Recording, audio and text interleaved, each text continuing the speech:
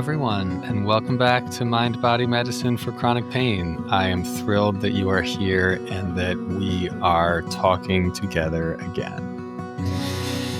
This is part 2, How to Handle Shame with Ronka.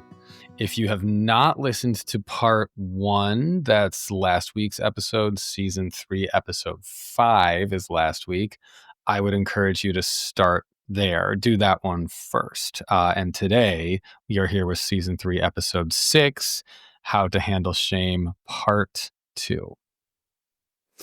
Why do you repress anger?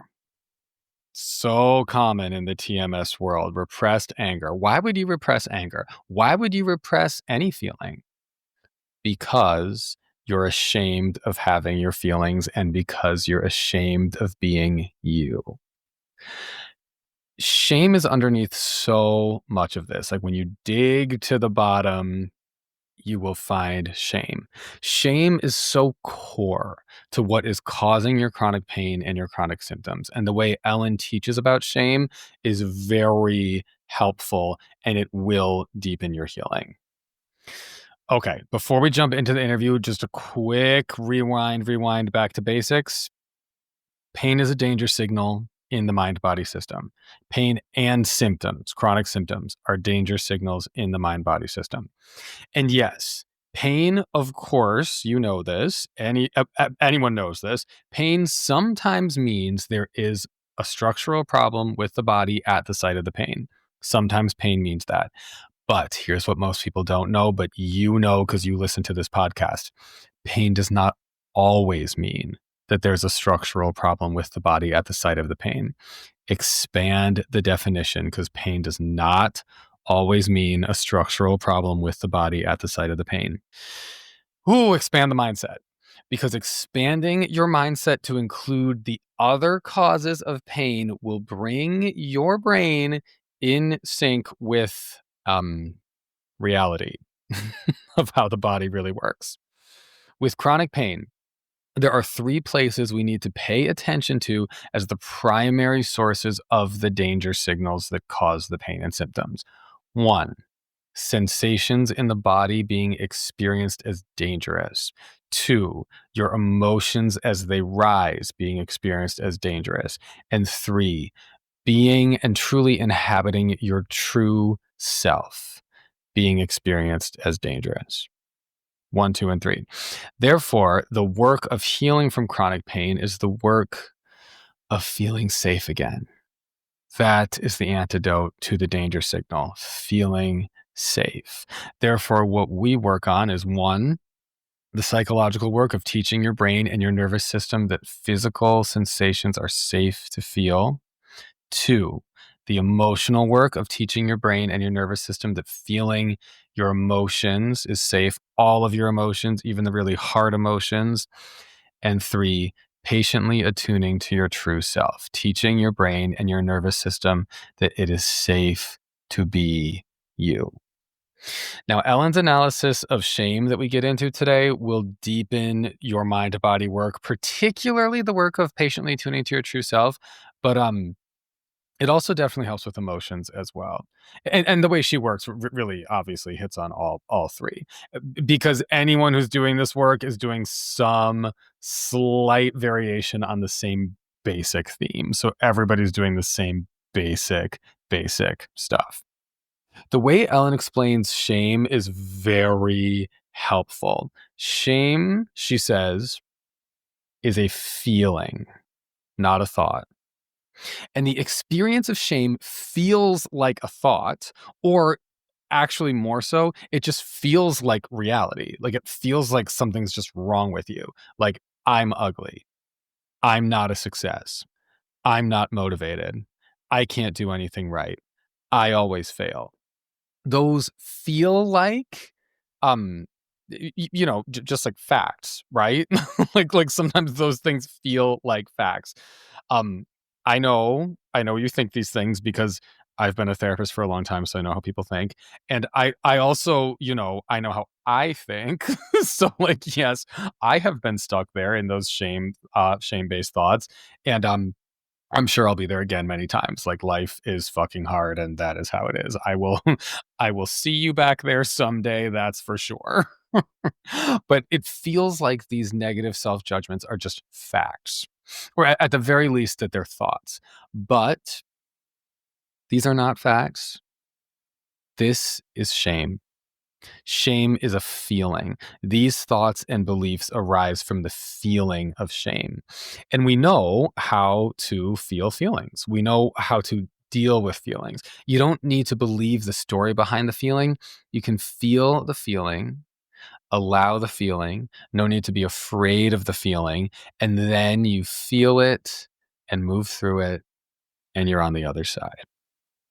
This interview is great info about how to reframe shame as a feeling if you're not already thinking about it in that way, which most people are not, and how to move through shame. This is such good info, and it was my honor to have this conversation with Ellen Ronka. If you want to find Ellen, you can find her at chronictocured.com. That's the coaching program that she runs, which I'm sure is awesome because Ellen is awesome. It's chronictocured.com. You can find that in the show notes below. If you want to find me, I am offering weekly individual therapy. I've got a couple slots still open. So if you are interested, by all means, I would love to work with you. If you want a therapist, I'd be happy to be that person for you in your life. You can find me at SeanHershey.com or MindBodyMedicineForChronicPain.com. They both take you to the same place. And if you're enjoying the podcast, by all means, please rate the podcast and review the podcast. There hasn't been a new written review for a while. I would love to see some new ones. If the podcast means something to you, that would be a great way to say thank you to me, is to rate and review the podcast. You do that in the app where you listen to it. So if it's like Apple Podcasts, rate and review there. Spotify, you can't review it with a written review on Spotify, but you can rate it on Spotify, and whatever app you can rate or review. Okay, without further ado, let's talk to Ellen. So my soapbox here about shame is that I think there's so much talk about anger and fear in the mind-body community about those generating symptoms. But in my opinion, shame undergirds even those most of the time. This is the conversation we had at the ATNS conference, so let's have it again because I'm totally here for this analysis. All right. Go on. Fabulous. Thank you. This is like my jam talking about this. So good.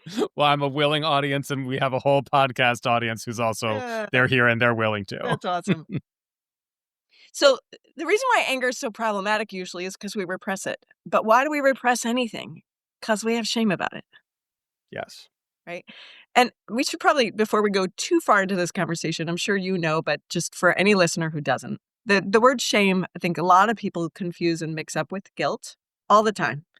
Even at the ATNS, I would hear people mix those two words, and it drives me a little batty because guilt is really about doing something wrong against, and by the way, it is subjective. It's subject to your moral and ethical code, but it's about doing something against those, whereas shame is really you haven't done anything wrong, but you feel gross about yourself is one way to put it. Not good enough, inadequate, unworthy, undeserving.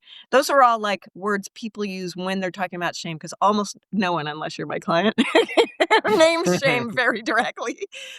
Sure. Because we're ashamed of it, of course. Well, isn't that fascinating? Thank you. You're so insightful, Sean. You're exactly right. I think part of why it's not on our radar because there's shame about shame. And, Brene Brown and her TED Talk, and, shout out to her because at least my original ideas about shame came from her. So I can't take any credit for that. But in terms of how to train out of it, that's actually a combination of knowing how Brene defines shame and then using this mind-body model, particularly PRT, to inform how to train out of it. So stay tuned because I'm going to tell you how to train out of shame. But anyway. Yeah, definitely don't change that dial. Go on. So she defines shame as an intensely painful, she says, feeling or experience of feeling flawed and unworthy of love, connection, and belonging, which is a mouthful, and you really have to tease it out to get it. But honestly, her shorthand definition, I think, is a little more potent and powerful. She boils all that down to fear of disconnection, which Yeah. gives me goose pimples even still, because here's the thing. In the mind-body world, but this is back to why I think shame really drives mind-body symptoms, we talk about fear all the time. And Oh, yeah, yeah, yes. and I Go think ahead. the most common fear most people in let's say, the Western world where you are mostly safe, I understand that there are marginalized groups that are not. Mhm, mhm, They don't have the privilege of being able to say that. They don't feel mhm, safe. mhm, Skin colored, sexual orientation, gender, all the things. So yeah, I don't wanna skip over that. But in general, we're not living in a world, in a war zone, right? Like, we're right, physically safe. So whatever fear right, we feel is generally an emotional fear. And emotional fear almost always shows up as fear of disconnection, fear of other people's judgment, fear of yeah. people's disapproval. Someone's gonna be mad at me. That really, I think, is shame. We just don't call Yeah, it that, right? We don't. yeah, And so here's the thing. Um, Mind body symptoms are created by repressed emotions. Well, we repress them because we're ashamed of them. Like, yes, if someone knew that I felt this way, they wouldn't like me, they'd judge me, they'd think I'm a terrible person, right? AKA code for shame. Okay. yes, yes, Um, Shame itself is noxious, so it feels terrible, right? And we know when we're trying to heal from chronic health issues, the goal is to feel good, practice feeling good, right? So shame is counter to that, right? Shame always, Brene Brown talks about this, it kicks you into fight, flight, or freeze, or fawn. mhm, Um, mhm, it does arouse our sympathetic system. So mhm, stress physiology kicks in just from that one emotion, right? Because it's mhm, that noxious. mhm. And then lastly, it drives all of the personality traits we talk about, Yes, that feed and generate the symptoms themselves, like people pleasing, yes, being hyper conscientious, yes. Let me just butt in to say my TMS therapist, who I saw last year, who was so great, Liz Wallenstein was her name. She was very into, and I did a podcast on this recently. Not just taking the TMS personality traits all at face value, like digging underneath that Mhm. to question, like, why? Why am I a people pleaser? Exactly. Why do it's right in line She with and what I you're would saying. probably be like, "Woo," because You'd I vibe. think I haven't yet really run into anyone doing those personality traits, perfectionism, another example, where you can't draw a line straight back to shame. Yeah. If Right. you're people pleasing, fawning is a lot of what people call it now, whatever. If you're doing what the other person wants you to do and you don't wanna do, I guarantee you it's because 'cause you're afraid of what they're gonna think of you.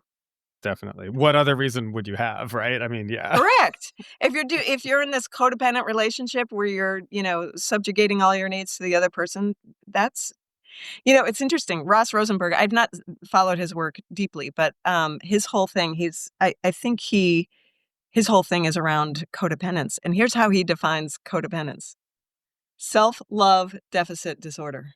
There we go. There it is. There we go. It's the same. In other words, Yeah. codependence is a disorder of shame. He's just not Yeah. calling it shame, right? And if he did, probably no one would listen. Like Sure, right? Like, it's right, like what yeah. Brené said at the beginning of her TED Talk, like, if we name this shame, no one's gonna listen, you know? Mhm. Mhm. So anyway, I think that, um, a big back to what went wrong in my healing process, besides the fact that I simply didn't find this model soon enough, is, I didn't see how shame was operating. I didn't see it, Yeah. and that's if you've had big T traumas that were really shame inducing, I think Mhm. people generally can see their shame a little better, that kind of shame. Mhm. Mhm. Um, but in my case, like, I was pretty high functioning in terms of, I went to grad school and I had a Mhm. career and, I was, athletic and did well, etcetera. So, like, Mhm. it didn't make sense to me that there were times I didn't feel good about me. It didn't because Mhm. it didn't match sort of like my conscious awareness of who I am. And now I Mhm. realize, and this is the key, is that I think what really changed for me is when Brene defined it as fear of disconnection, she defined shame as fundamentally an emotion, not a belief. But most of our culture, when they feel shame, they talk about it in terms of thoughts. I Hmm. feel like he's judging Interesting. me. Yeah. I didn't get enough done not today, and I feel crappy about that. Or no, we wouldn't say I didn't do. You know, we talk about it in terms of like sort of a measurement or like a thought, not the actual emotion of shame. And the reason why that matters, see, her first definition is a feeling or experience, a feeling flawed and therefore unworthy of love, connection, belonging. Shouldn't say therefore. Mhm. But it's like sort of this emotion that kicks off a thought. Mm. Yeah. Okay. Right. And I think that really matters. I know I'm like in the weeds here, but I think it matters because most of the time when people have an experience of shame, they believe the thought.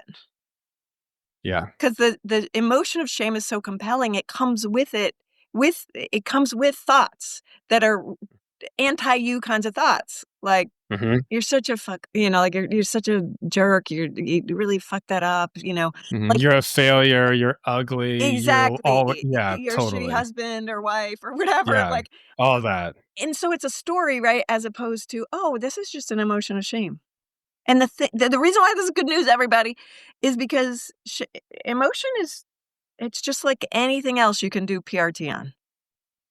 Yeah. You can somatic track on it. It's just an emotion, and you can feel it, and it can keep moving.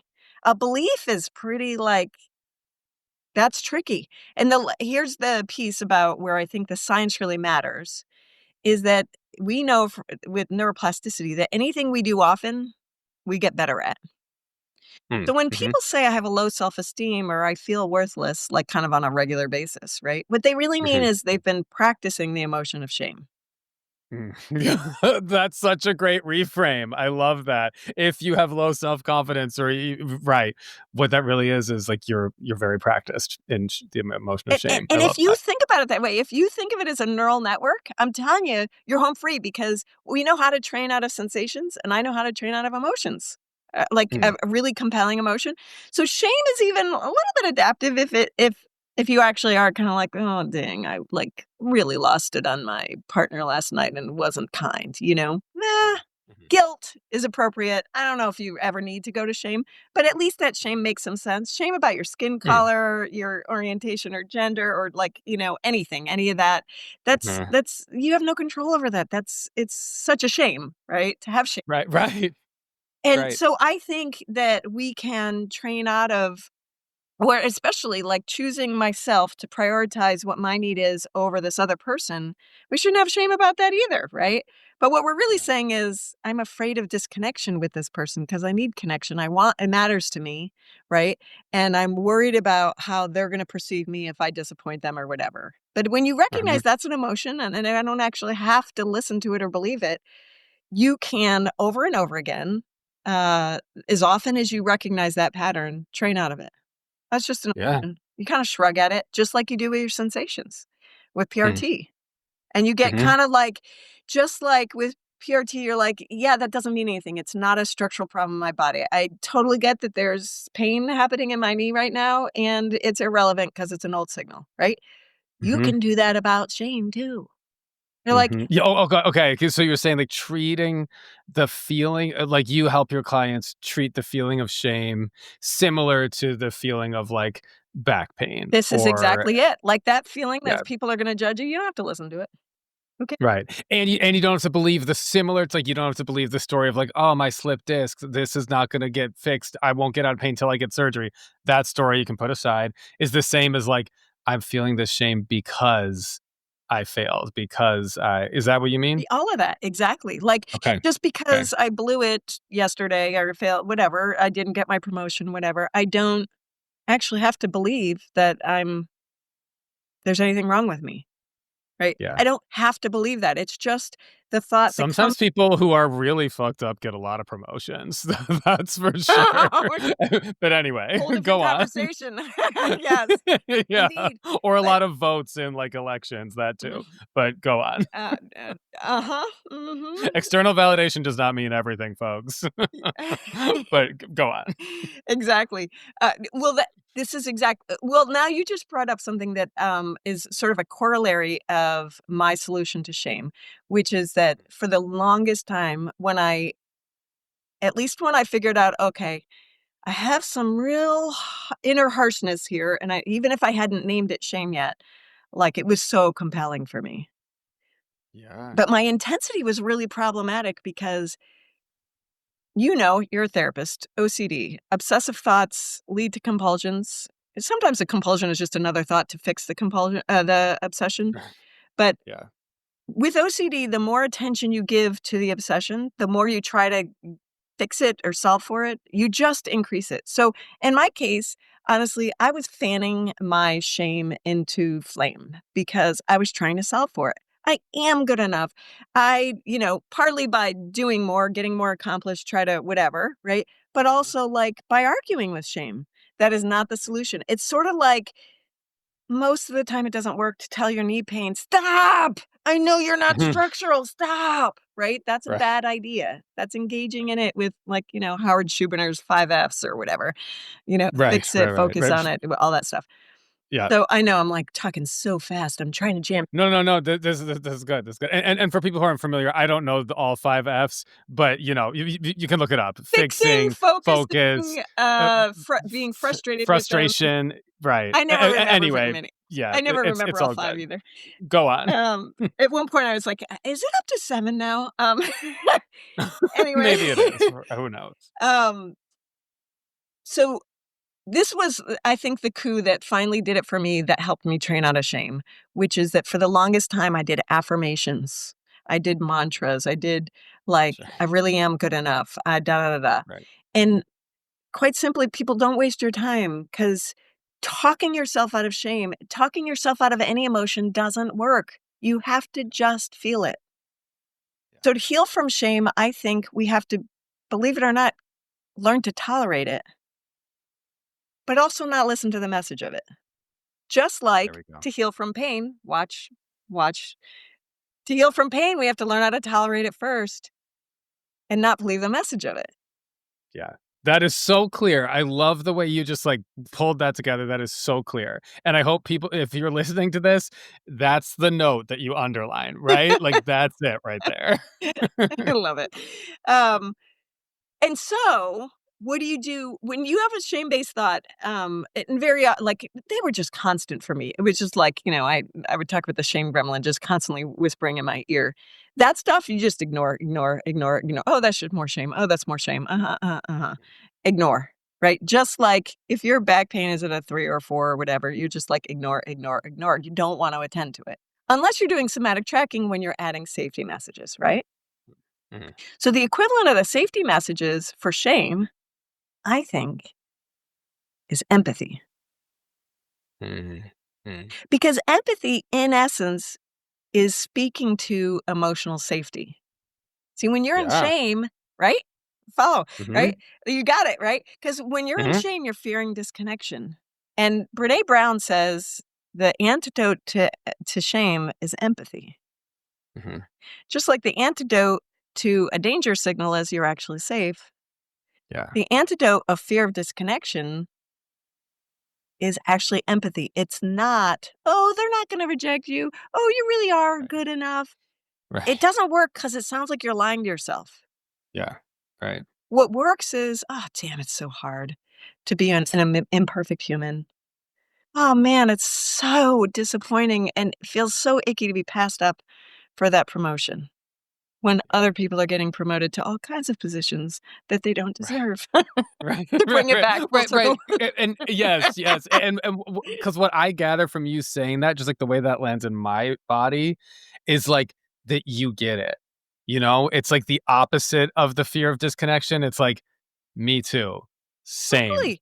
I'm with you." Exactly, and that's what you're so brilliant at, Sean. I'm sure you're such a fabulous therapist because, like, early on when I was talking about my family of origin, you were like, "Same," right? The thing about empathy, I'm always teaching couples how to do empathy, and it's awkward at first, and people kinda try to paraphrase and all that, and I'm always like, "It doesn't have to be that many words. Just Mm, same. I get mm, you. I've been there. Holy yeah, shit, it hurts." Like, that yeah, kinda stuff, that's empathy 'cause the energy of it is I totally get that you get the energy of it, right? yeah, And if yeah, we can do that to ourselves, so this is the thing, shame is anti-me energy, yes, right? And people with chronic pain have a lot of that. Yeah. Well, back to my point, why I think we ought to be talking far more about shame than even anger or fear. And unless, again, shame is a very special brand of fear, right? Because it's fear of Mm, disconnection. mhm. But this is why, at some point, I'm probably going to write a book about it. But like, why I think Yeah. shame is totally central. And if you can, because I think so much of in the we talk about the cases that are the complex cases. It's another passionate, topic for me because I'm after those, right? Like there's some pretty low hanging fruit cases where someone's had pain for 6 months and they land in PRT and they heal up pretty Mhm, quickly. But I'm talking about like the people who have complex developmental trauma through their whole childhood, right? And then they have layers and layers of symptoms. There is a lot of self-loathing in there. So it's not a momentary blip of emotion of shame. And it's not even necessarily like this kind of niggling shame gremlin-y kind of like, well, you didn't do that as well as you could. You could have gotten more mhm. done today if you had really worked harder. Da-da. That's how my shame gremlin showed up. But for a lot of people with complex developmental trauma, it's like, I suck. I'm disgusting, Yeah. right? Yeah. But Yeah, yeah. but what I want those people to know is that just like, again, because we're talking to listeners who know something of this model, like when you know the pain science and you have to reinterpret the sensation as it's not a problem in your body, right? That you cannot get anywhere in mind body healing until you know that key piece of Yes. uh, brain science. The bones, like you were The saying before, bones, like those are exactly. the bones on which everything else rests. Yeah. Go ahead. So the equivalent to that like this is we got to get out of the structural mindset about the sensation, right? The equivalent to that with shame is I am going to make a decision right here, right now, if I haven't already. I am worthy. I am fully deserving just as anyone else. And it's going to feel completely like not at all true and like you're lying to yourself, but you just like that knee pain, back pain, head pain, whatever it is, feels so compellingly true and real that there's something terribly wrong Mhm, with my head, knee, back, right? mhm, Um, we that's how compelling shame feels. I am disgusting, and it really is true, and everyone else thinks I'm disgusting too. No, we mhm. don't, actually. Right. That's such a good point. Right. And you people listening know that feeling, right? Like everybody listening knows that feeling of like believing your shame story is true. People know that feeling. That's is my point. But if you can, and I think this is why I say, like, I learned about shame from Brené Brown, and then I saw it like, "Oh, I get it, how my family of origin kinda set me up for it because they were kinda judgmental and, there was always a right way to do things, and there's so Yeah. much emphasis on productivity and all that stuff." But so, Brené, thank you, Brené, helped me see how that played out in my life, but then to really learn how to like, awareness of it is a different thing than being able to fix it, and I did affirmations out the wazoo. Mm, mhm. And they don't Yeah. work. The Yeah. affirmations don't work. Here's what works is literal brain training. Brain training. Now, I Yeah. will say, if you've just had a blast for 3 hours dancing hard to some really fun music, you're less likely to be in shame than like, right? Eh, Mhm. Like, it's hard to feel shame while you're in pleasure. Yeah. So Which that is makes one sense. reason why it's actually hard to have good sex when you're totally ashamed of your body or something about sex, Right. right? So Right. the opposite goes true too, but my point is sometimes part of solving the shame problem is just get into good feeling states. Yeah. Because if Yeah. you can like get super, if I don't know, making jewelry or some kind of crafty thing, whatever, that makes your system settle down, you will be less inclined to shame. That's part of training out of shame. So back to like, I think stress physiology, if your limbic system is calm, you will have less shame-based thinking. And that's a really powerful realization, just like pain. Remember, you've probably heard it, Alan Gordon's story about when he was at some big basketball game. Was it a Lakers game or Right. something? And he Right. realized after a couple hours, like, oh my gosh, I wasn't aware of my pain. Right. For the first time in like Uh, whatever, like forever. Right. Yeah. But I think the same is true about shame. Which goes to prove your point that shame functions similarly to pain, you know, 100%. and can be treated the same way. 100%. And I'll prove it to you another way. So, so much of my career as a psychotherapist, I was doing trauma work all the time. And I started as doing EMDR, but eventually I landed on energy psychology. So things like tapping, but there's a whole body of other energy psychology techniques that are also powerful that I would mix in, and then havening and brain spotting and that kind of stuff. And when we would work on a trauma memory, like of, some kind of abuse, right? Mm. Every time when people talked about the memory, it's so that we could like basically sort of open up a neuroplastic window is how it works. With memory reconsolidation, you'd sort of go into the memory just enough to stimulate all the feelings, sensations, story, like cognitions that go with it, right? And then you balance the nervous system in reference to that memory, and that's how you reconsolidate the memory. But every time when you bring up a traumatic memory, there's always body sensations. Yeah. Always. Right. Right. Right? Right. And there's Yes. always some kind of shame because shame is uh, trauma is trauma because of the meaning we make of it. And almost always, I mean, if you're in a natural disaster, it's traumatic because I don't feel safe. Okay, fair. That's not shame based. But most of the trauma we therapists are processing with people, Mhm. it's relational trauma. I feel Mhm. gross about me because of what was done to me. Absolutely. Right? Absolutely. And there's Yes. always body sensations that go with that, which says to me that basically limbic activation always goes with shame and body sensations. So if you can solve for one or the other, this is back to like this whole, the mistake I made of doing like these energy work on, going like, fix me, if I'd gone and said, you know what, you know, there was this my father was critical. Can we work on Mhm. that target and how I felt Mhm. when he was critical or when I didn't feel seen by my parents or something like that? Mhm. Can we Mhm. target that exactly? Right? Mhm. Then that's really productive energy work.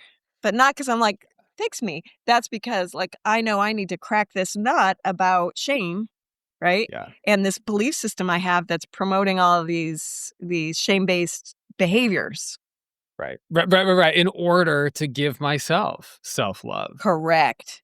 Because and that Oh. that and this is why I am a firm believer in this stuff, even though I know a lot of people think it's woo-woo. I see it all the time, like, I could process one memory, that's really only a representation of a whole lot of memories, and just doing that one memory can shift someone's posture towards the whole experience of how they were treated by, that particular person, or Mm. it can really like, I always like to say it, like, it at a certain point in therapy, the insight only gets you so far. "Oh, my father was critical," right? At a certain point, you need to learn how to, like, sort of grow out of the aftermath of your father being critical, Yeah. right? But, for a Yes. lot of people, they just can't do that, and that's where doing these things like EMDR or tapping or some version of kind of body-oriented therapy, if you loosen that up, then they're able to walk in the, "Oh, yeah, I am okay. I am worthy. Right. I do Right. deserve Right. love and belonging, and I don't have Right. to worry about this person judging me just because I say no when they ask me to do something," you know? Oh my I'm like I'm sure we could talk about this for I forever. We're know! way over time and I'm like I feel like we're in such a fun like mad scientist space around shame. You've got to write a book, Ellen, cuz this is cool. Like this is really cool stuff.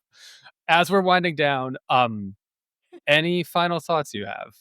Oh, that's such a juicy question, and I'm like, we've already gone over time because 'cause I've, like, a fire hydranted you. Is that a verb? I just turned it into one. It's been good. It's been this is good information. But okay. Let me just briefly say what I'm thinking is that like a big part of what I talk about on this podcast is like that there are three parts of healing, feeling safe in your body, feeling safe with your emotions, and feeling safe with yourself. And what you're talking about is like really speaking to everything, but feeling safe with yourself, like seeing that as like what I'm talking about there is shame. And so the language we're speaking, I'm just like, yeah, I'm really vibing with We this. just have And people, Yeah, sorry, go ahead. uh, just like people who are listening, if you're used to hearing me talk about this stuff, this It's the same thing. It It's is. slightly different words for the same thing. Go ahead. 100%. Yeah, I Yeah. was gonna say exactly the same. Yeah, we just have different ways of talking about it. And honestly, I think, Dan Ratner, the way he talks about power, it's so interesting because he talks about power, the way I'll say the flip side of shame, or I'll say, like, there's a continuum of shame, and on one side is you're full on in your worthiness all the time. None of us is. And then Mhm. down at the other end is this, like, you're in a vat of shame all the time, soaking in it, right? And then that's this continuum. But he talks about operating out of your power, and I think that's, to me, that's equivalent of operating out of your worthiness. And when you're out of power, that's how I think about shame. So Yeah. we've got three beautiful ways of talking about the same thing. And the good news about that is it'll resonate with each of our ways will resonate with different people. Totally. So Yes to that, and it's additive. Like me hearing about your analysis on shame, I'm like, this deepens my analysis. You know what I mean? Like it's good to have a lot of different perspectives. Thank you for that. And here's another thing that I really love about what you just said, because when I think about sort of big picture, back to the bones, I think Mm, in terms of needing to downregulate your nervous system, and we do that lots of different ways, with lifestyle changes, with setting boundaries, with somatics, exercises, that kind of thing, right? Meditation, mhm, yoga, that kind of thing. So mhm, downregulate, express the emotions is the second. These aren't in order of priority, by the way. And then the third is the brain training. You, like, have to actually train out of certain things. Now, not mhm. everyone actually ends up having to do that. In my experience, complex cases, you got to, all three. Yeah, But I yeah. think what you just said, feeling safe in your body, feeling safe with your emotions, and feeling safe with, did you say? Like with you, with Yes. yourself. Yeah. So what's so cool about that is, like, my whole thing with shame is it is all about connecting you to you. Because once you can Yeah. do empathy for yourself all day long, whether it's about your pain or GI issues or Yeah. any number Right. of other things, chemical sensitivity, Dizziness. Exactly. right? When Right. you can do empathy for that stuff and the moments when you don't feel good about yourself, you're home free. You're like, Yeah. you're a rock star. You can accomplish all manner of things. Like, look at you, like, you're a therapist and you do a podcast. I'm so impressed. What a great note to end on. So impressed with me. But You're well, so funny. You're so I mean, funny. I really resonate with what you just said there. Let's end on that. What was that? Like, if you can do empathy for yourself all day, like that's the goal. Yes, Yeah. but I really wanna be clear, empathy is not to be confused with cheerleading, it's not to be Mm, confused with reassurance, it's not to be yeah. confused with arguing with yourself. Speaking of doing the right things the wrong way, those are all Thank doing the right things the wrong way, right? Right? Because it is a Yeah. choice to try to be kinder to myself, but there's a very big difference between saying, "Oh, it's so hard to run on time, and I know you really struggle with this, and here you are again running late. Yeah, it's hard, and you're working hard to, overcome this, but it's hard." Right? That's empathy. "You're fine. They probably won't mind if you're late." That's reassurance. Cheerleading, Mhm. "You'll figure it out sometime." That's cheerleading. There's, the kinda lying to yourself, "You're not actually late. The party doesn't start just yet." You see what I mean? So it's Absolutely, gotta be, my absolutely. qualification has gotta be high quality empathy. But I honestly, Yeah. if shame's I guess you asked for the final thought. If shame is what undergirds, in Ellen's, economy of, mind, body, symptoms, Mm, if it's what undergirds all the symptoms, empathy all day long, every time, right? beautiful, beautiful, beautiful. If you can do Okay, that, you can probably heal. beautiful. Surely there are people listening to this who are like, "I relate to this conversation," people relating to the shame stuff. Where can people find you, and what are you offering? Yeah. Oh, good question. Thank you. So, chronic2cured.com, and that's 2 as in TO, not the number 2. Uh, That so, that'd be cute if it was the number 2, but uh, Maybe. When I abbreviate it, it's always C2C with a 2, but, That's cute. anyway, so I run this program, I designed this whole program with so much of what I just described because I'm all about understanding the bones first, and then it's really, it's designed to be comprehensive for again, especially for complex cases where, you had kind of a crap start to life and you need to that said, in my case, no one would have said I had a crap start to life, but this is the program I Totally. needed, I don't think you either. You didn't have a Totally. crap start. Well, the thing is, I did, but I would never have known that, and that's something I just want to go back to that. Again, there's so much to say. We could talk for forever, but I have many, many clients who are in a similar place where 100%. when I first meet them, I try to help them see, like, wow, like I don't think anyone really attuned to you as a child, or like this was really difficult for you as a child, and they're like, no, not true at all, not true at all. And I've been there. I've totally been there. And so I do want to say to people listening to the podcast, since I'm not your therapist directly right now, I can just sort of advise you, question that. Question that. I love it. That's so wise and wonderful, Sean, because totally true. And again, I think this is also why it took me so long to heal because you and I both, and I think this is true for a lot of high performing people or people who are kind of quote unquote successful, Right. is that we can't validate for ourselves the ways that in the back to empathy. Oh gosh, I got to bring it back to empathy. Yeah.